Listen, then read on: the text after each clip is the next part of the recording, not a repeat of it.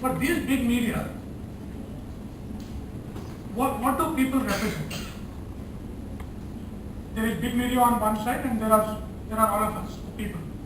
So what are the people for the big media? Mainly, they see the big media, the people as what? Primarily as, if I am a profit-oriented media and I see thousands of people out there, what do I think of them? Primarily as market. As a market, actually, yeah, and as an audience. Audience. Yeah? So the people out there are always seen as people sitting, waiting for media to pass on messages that they can take and be informed, change their lives, their behaviors, yeah, and become something else, including becoming good citizens, participate in the country's development project, and so on. Now, community radio or any media that is not profit-oriented, that is not run by corporations, but it is accessible, like some of you said, by the people, it is managed and run by the people, has to work very differently. Yeah? For such radio stations, the people out there are not just audiences. Yeah? They are not just a market. So the distinction between producers of media and audiences is broken down in community radio.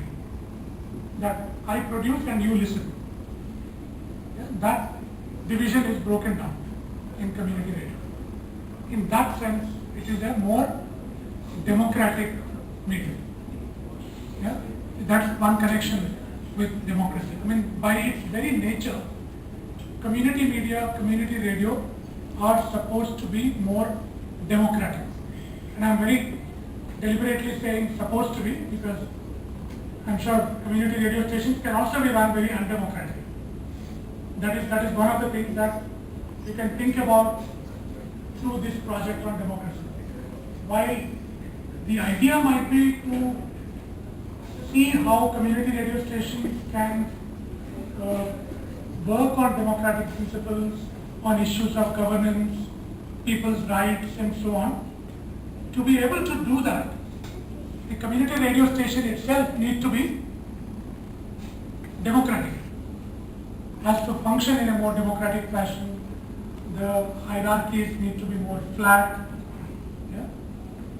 There is more deliberation, more discussions before major decisions are taken, how programs get made. I'm sure some of that will come up during the workshop.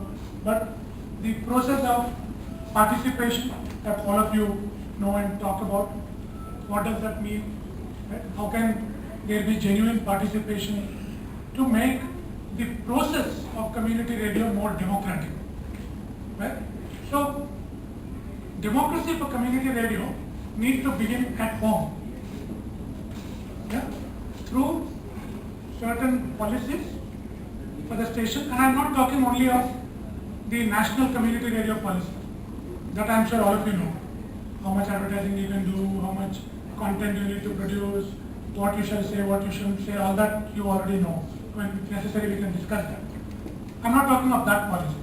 Every station must have a policy of its own. What is it there for? What is its core principle? What is its core philosophy? You know what NGOs call mission statement or vision statement. Yeah? What is its relationship to its community? What is its obligation to the community? Yeah?